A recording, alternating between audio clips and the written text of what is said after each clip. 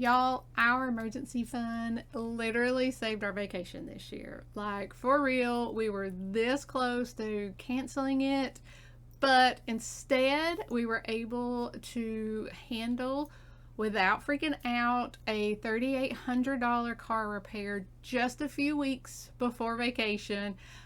Without stress. And so let me back up, explain what happened, tell the story, and then explain why having an emergency fund that fits your life and your budget is so important. Welcome back to Budgeting with Megan. I'm Megan Outlaw, a money mentor, and I'm super stoked that you are here, and we're going to talk all about emergency funds. Back in May, the week before Memorial Day, probably that Tuesday before, I noticed my car wasn't quite acting right. It was just idling funny when I was on the interstate, and then it would be fine, but I just noticed, in the mornings, I'm like, that's not quite right. So give it a couple days. I think that Thursday, finally the check engine light came on. And I was like, okay. So my car was able to run like a diagnostic thing, and it told me what it thought was wrong to call the dealership. So I called the dealership to try to get it looked at. And the earliest they could get me in, now this is on Thursday, is Monday. And Monday is Memorial Day. So I'm like, okay, are you sure you're open before I show up? It worked out great for me because I was already off work, so I could drop it off. So I take it, hang on, forgot a very important part of the story. So that was Thursday. Friday morning is the last day of school. I am going to the awards day for my twins. They're finishing up 8th grade. I stop. My car is on E. I'm the type of person, I will run up my car down to 0 miles left to E. That's just, I don't know why. I just want to make sure, I guess, I use every bit of it before I put more in it. I don't know. I've always been like that. So 0 gas in the car. So I'm like, I need to waste some time after I drop them off at school. I got about an hour to kill. So I go and fill up gas. We were going to our nephew's 1-year birthday party the next day on Saturday, and it was about an hour drive there and an hour drive back. So I knew I was going to need the gas. So I was like, okay, I'll go ahead and fill up now, get that out of the way. Fill up at the Circle K. Yep, I'm going to call them out. Fill up at the Circle K, go to the awards day, start headed home, and the car is acting way worse. Like, it is rattling. It's, yeah, something more is wrong with it. So we attempted to drive it Saturday morning. It died in the middle of the road. My husband's like, we are not driving this. So we turn around, grab his truck, and drive it down to the birthday party, come back. I did not drive my car anymore. Took it to the shop that Monday, and it ended up being an injector stuck. I probably should have looked all this up before I started this video, but it's like an injector stuck. It's going to be about a little over $800 to fix. So we're like, okay, go ahead. They get it fixed. They call me back on Tuesday, and she's like, it's still not running right. It had died on her after they fixed it. It still wasn't idling right. They had it all day Tuesday trying to figure it out. And she tells me, she's like, we don't know what's wrong with it. They were going to have to contact the Kia place. Then she calls me back, and she said, we figured it out. I'm like, oh, great. There was water in my gas. So I ended up having 2 separate problems at the same time. So the reason it wasn't idling right to begin with was the injector was stuck, but then the reason it started rattling and dying and all that stuff was because there was water in my gas. And so I'm like, are you kidding me? So I'm like, well, I mean, you gotta fix it. And she's like, oh, that's gonna be about another $2,800. And I'm like, great. So I just happened to go online and look at Circle K, like their Q&A, anyway, and I see on their website that they have a guarantee on their gas. I'm like, that is awesome. So I call and put in a claim. After a few days, you know, they give you a claim number, they send you over to somebody else, and then they send you to somebody else. It's like a big process. In the meantime, I get the car fixed, and so it is a little over $3,800 total when they get finished. And so I submit to them my receipts, what was wrong with it.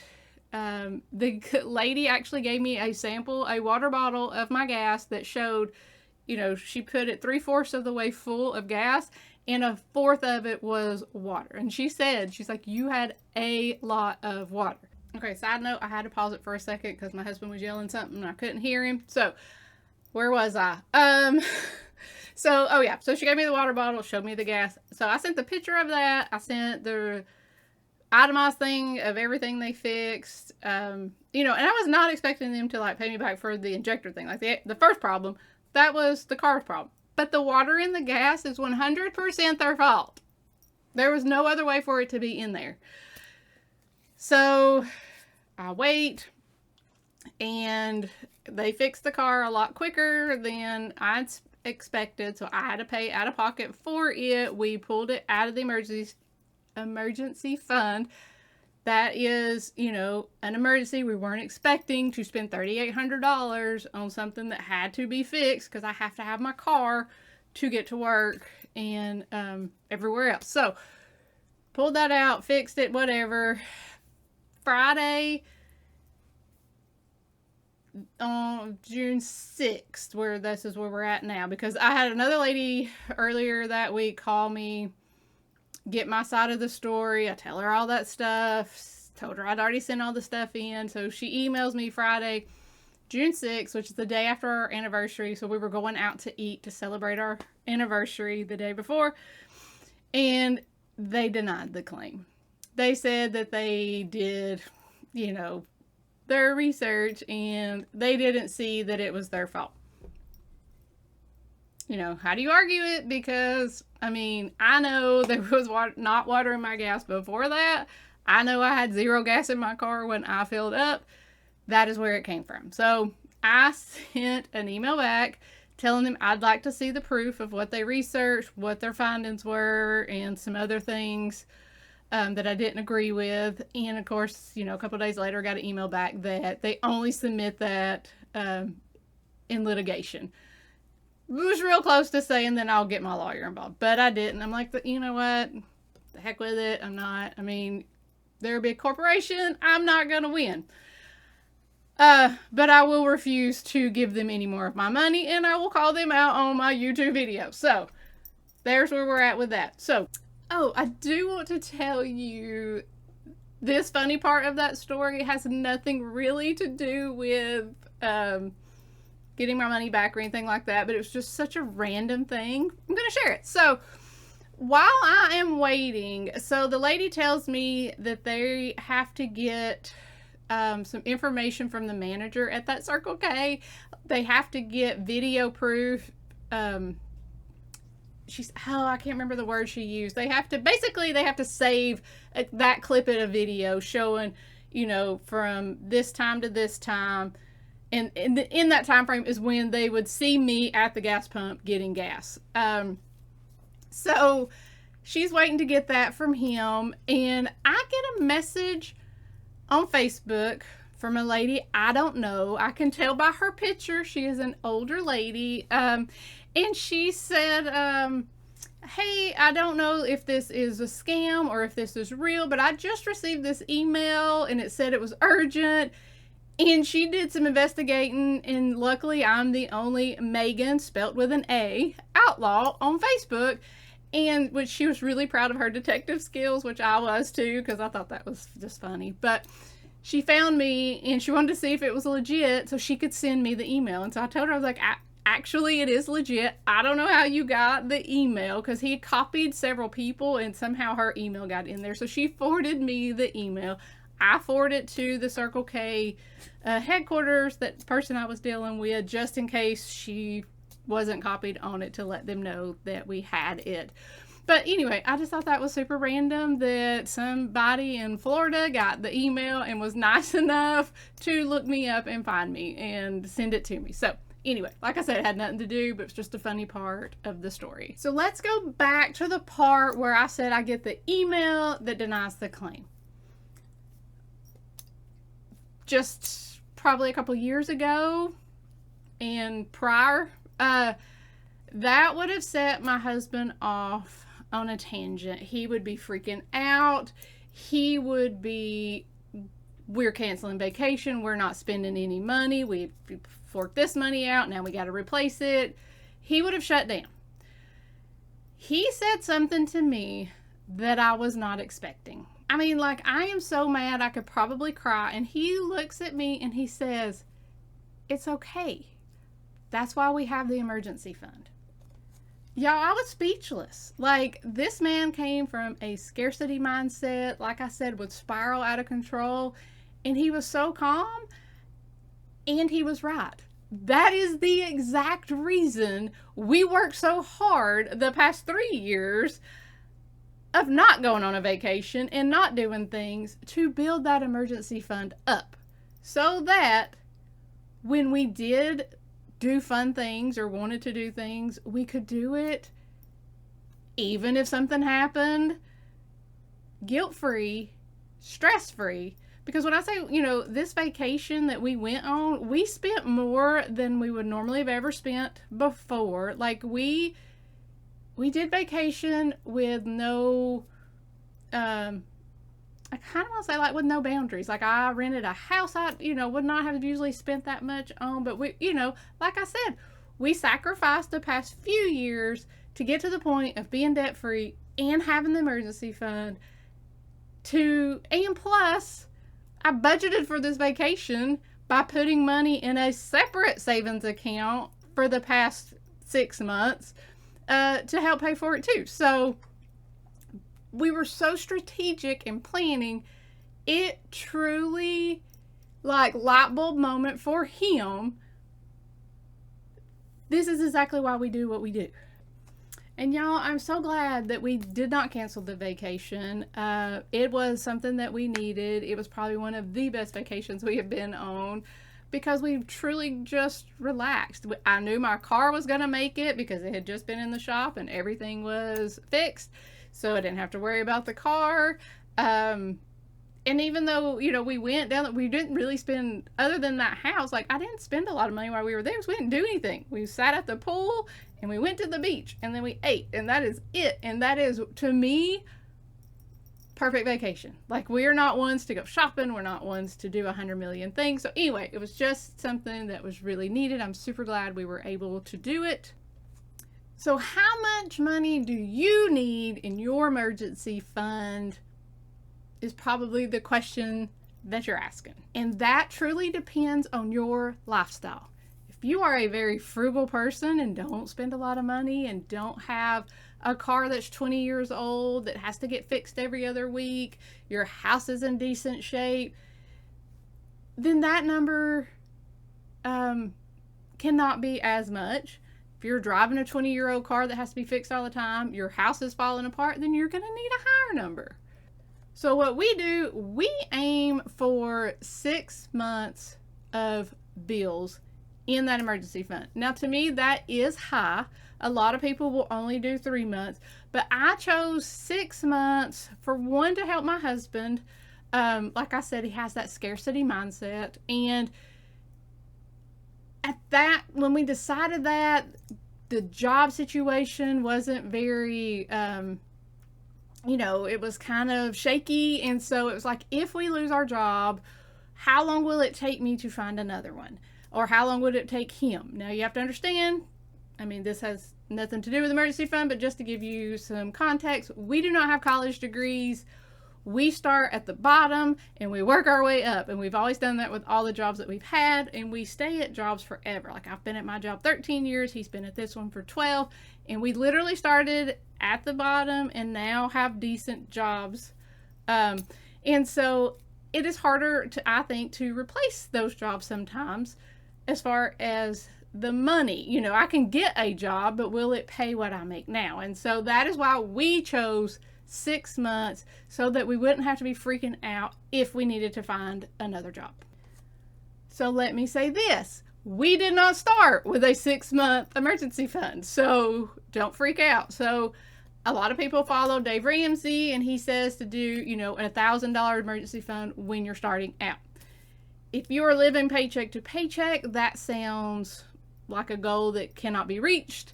If you have extra money, you're like, I don't think that's enough. So, you know, the reason he says that is it is not meant to be your overall emergency fund. It is just meant to cover some basic things that might happen. Your washing machine goes out, car repair, not if you get water in your gas, but if you have a stuck injector, you know, it will cover those fairly quick. You know, you can get things fixed fairly quickly. Some of the emergencies that pop up don't have to be fixed right away, and so you can have a little extra time to save up for those. So that is what that's where that $1,000 come from. So at that point, when we started, we didn't have a dollar amount. We just started stacking money when we could. If we had $10 left over, $10 went in that savings account. If we had $150 left over, for $150 went into that account. When we got our taxes back, if somebody gave us money for no reason, birthdays, you know, not always birthdays, because I do think you should spend on yourself sometimes. So, but we just started putting the money. And the biggest thing, it wasn't about the dollar amount when we first started. It was about the habit of getting used to doing it, you know. And then, you know, we eventually, once the budgeting started really working, I knew what we were going to have left over every month. I set it up to be automatic, and it was $200 every pay period. We both get paid twice a month, and so at $200 immediately would go into that savings account. I didn't have to think about it. It was automatic, and, you know, I accounted for it. So as part of, you know, one of my line items in the budget. So because I was putting $200 here, I couldn't spend $200 here. And so we just got real intentional with it and eventually build it up to that 6 months. So those are kind of the things you need to think about when you start with your emergency fund is, you know, what is our lifestyle situation? Are we constantly having to fix broke things? Have we got lucky and not had to spend any money and everything's going to break at once? That seems to be our luck. That is how things work in our life. It comes in threes. So you're not going to know how you're going to start that emergency fund or what you even need in that emergency fund if you don't have a plan for your money. If you are just spending it and you don't know and you're like, I can't save a dime because I'm broke every week, let's get a plan together, because I guarantee you're going to have more than a dime when you start getting intentional. So if you do not know where your money is going, I do have a freebie. It is a 1-sheet page that you print out called Where Did My Money Go? And you spend 10 to 15 minutes figuring out where your money went last week, last month, last pay period, however you want to do it. I've got to think it's worded last month because I do everything by the month. But if you just want to see where your money went last pay period, this free PDF will help you do that. So I'm going to put that link in the description below. Click on it, and if you click that link, not only are you going to get that free Where Did My Money Go worksheet, you will also get a savings tracker. I'm going to throw that in there because we are talking about saving money in emergency funds. So I want to give you something to help you keep up with how much money you are saving. It also will be just like a 1-sheet printout type thing. Maybe eventually I'll get a digital one, but these are ones that you print, color on it so that it's visual and you can see it. And if you are feeling that money stress, trust me, I see you. I have been there, and I'm telling you that emergency fund changes everything. You will sleep better, you will stop panicking, and you'll feel like you're in control again. If this video helped you, if you enjoyed this video, please, please, please click that like, subscribe so that you can get more tips from me and just be in my world. I would love for you to join me. So hit the like, subscribe, the bell to get the notification when I do a new video. I am trying to do them once a week. I am failing miserably, but that's why you need that bell, because you never know when I'm going to do a video. So it will let you know, hey, she's got a video. So I appreciate it. I want you to keep it real, keep it simple, and keep budgeting.